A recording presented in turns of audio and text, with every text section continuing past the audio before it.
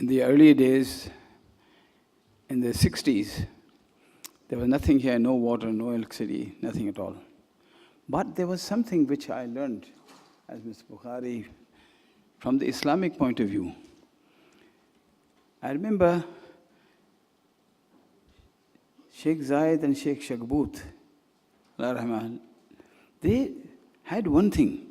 He said, Jashanmal, you are a Hindu, we know that. And at the same time, you serving everybody in the shop, all religions. But finally, what makes us come to your shop? You know, he said, your behavior. He says, our religion here in Abu Dhabi at that time, of course now is UAE, was, in Arabic is beautiful, Deen al-Ma'amala. Religion is good conduct. That is our religion here. Now I would like to call upon the Buddhist speaker, Kulvech Janvatanavit. Please.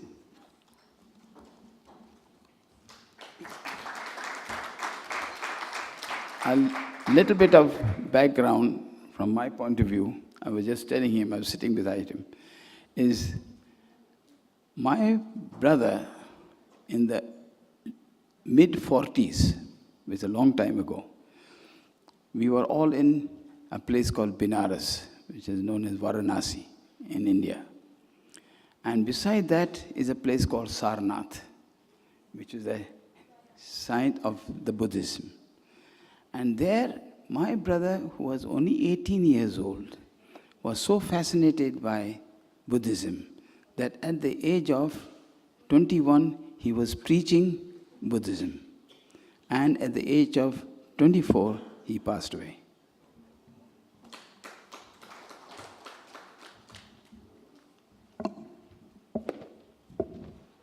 Good afternoon.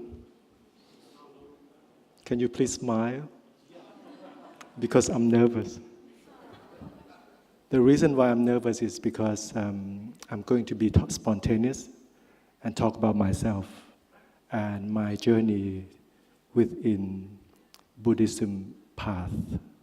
And this path is called Compassion Path. Many years ago, I used to be a successful consultant, business consultant. I used to work at PricewaterhouseCoopers, PwC. I was partner. I was the youngest partner in the firm in Thailand. And I was there for 14 years, made a lot of money, but was not happy at all. Then 5 years ago,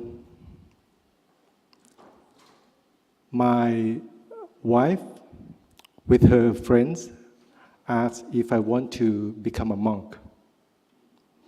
I was like, are you joking? Am I not a good husband or something? But in Thailand, we have this tradition. You can become a monk just for a month in order to understand, in order to learn Buddhism. So I said, within less than 5 seconds, I said, yes, why not? I was a monk for a month, and I came out, and I decided to resign from PricewaterhouseCoopers. Right now, I earn 1/5, or even less than 1/5 of my salary that I used to have at PwC.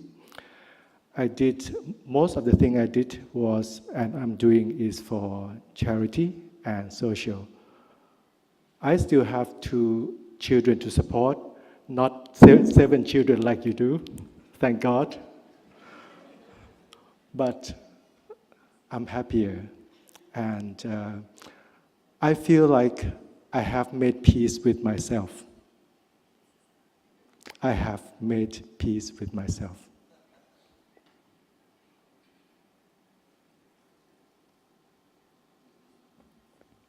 So right now I help a lot of organizations, such as I help fighting corruption in Thailand, which is a big issue.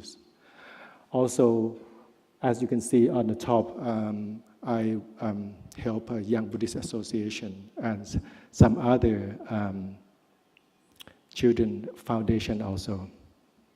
So I'm going to be talking about compassion and my path on compassion. I know that this is a dangerous time because it's after lunch. So let's watch some video about compassion.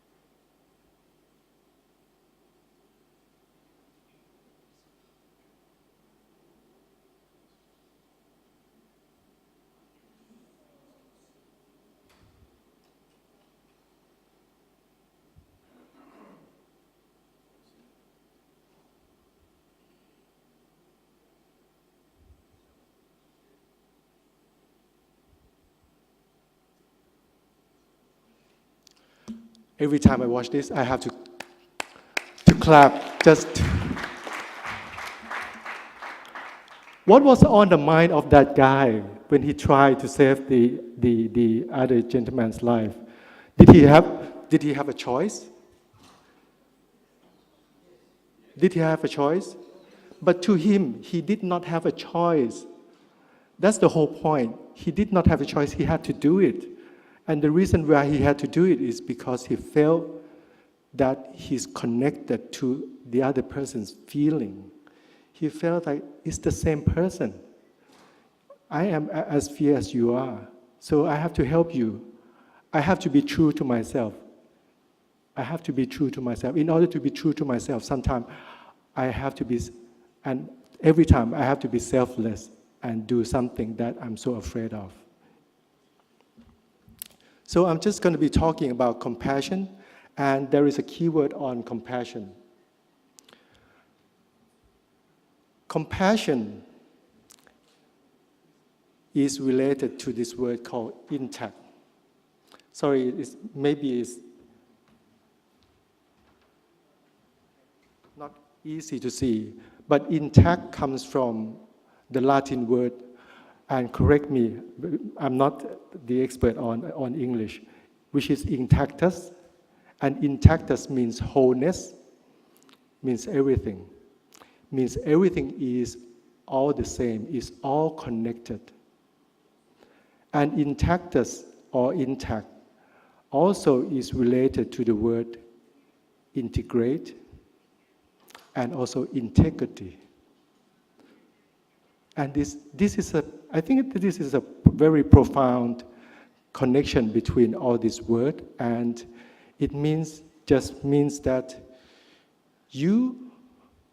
when you feel that you're connected to others, you are compassionate.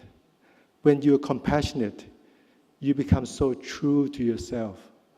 Like this morning, a lot of people are saying that in order to have peace, world peace, you have to make peace with yourself first. In order to make peace with yourself, it's all about being true to ourselves. It's all about integrity.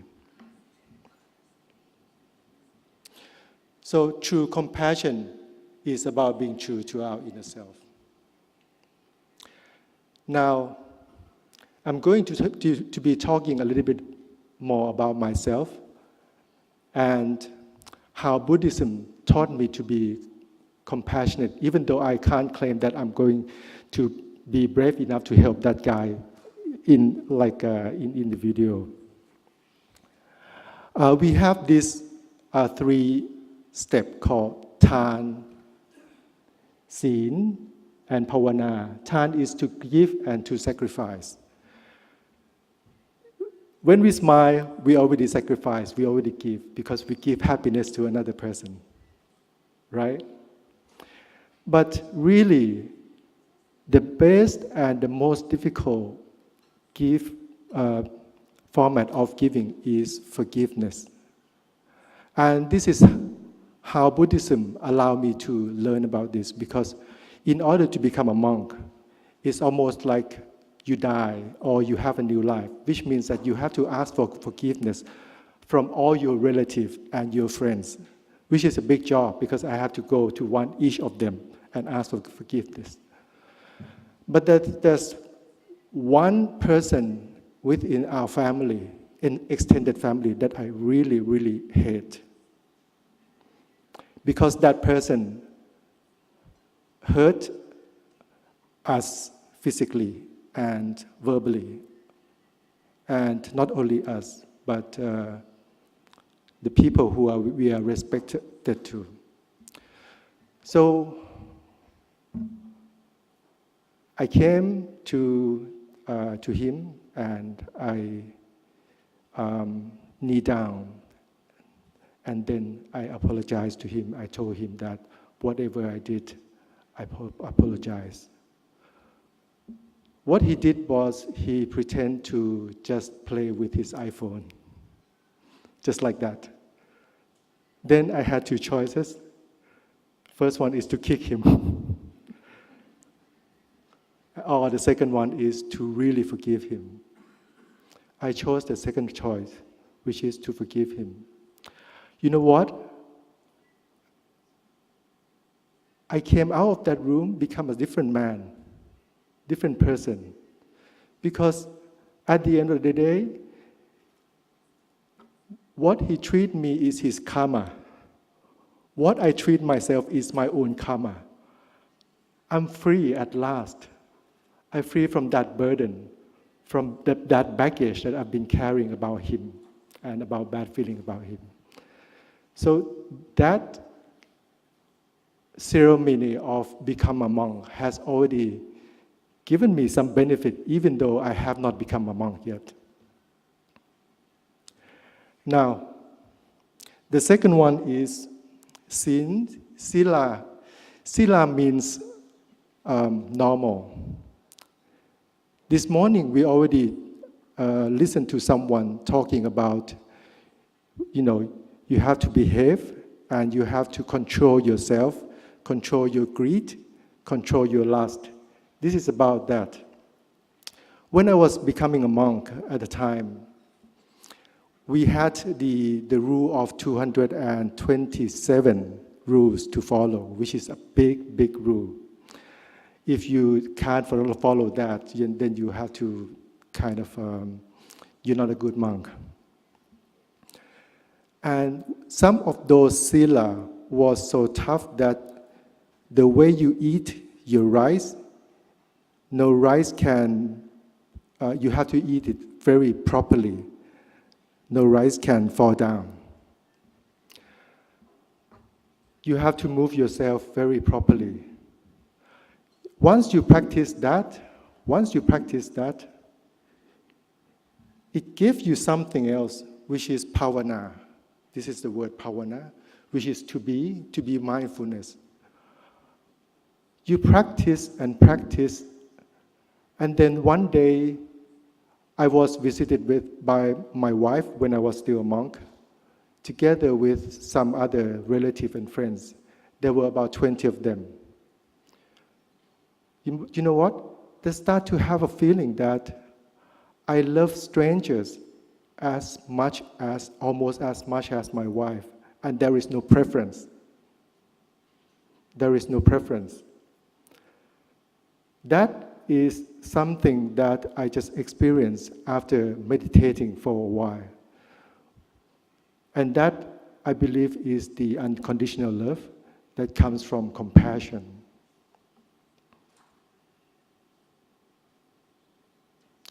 So that is what I want to share with you about my experience of become a monk, and a little bit about myself and my stories of compassion. I would like to leave you with ending the world of conflict start from and within ourselves. It's about compassion, it's about courageous yet humble, and it's about being mindful wisdom. Thank you.